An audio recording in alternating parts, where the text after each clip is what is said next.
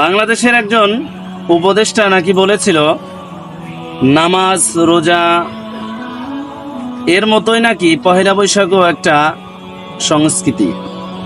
আপনি ভাবছেন যে কোনো মুসলমান এরকম কথা বলতে পারে? কতটা জাহালত আর মূর্খতা হলে এ ধরনের শব্দ চয়ন করতে পারে? আচ্ছা বলেন তো, ইসলামিক ইতিহাসে বাংলা এবং ইসলামের শরীয়তে সংস্কৃতি বা হালাল বিনোদন কি আমাদের মুসলমানদের এতটাই অভাব হয়ে গেছে? আল্লাহ রাব্বুল আলামিন তো হালাল বিনোদনের জন্য, আনন্দ উদযাপন করার জন্য, উৎসব আনন্দ করার জন্য আমাদেরকে বছরে 2টি ঈদ দিয়েছেন। তাহলে মুসলমানদের জন্য কেন আলাদা করে সংস্কৃতি বানিয়ে সেটাকে নামাজ রোজার মতোই সংস্কৃতি বলে চালিয়ে দেওয়া?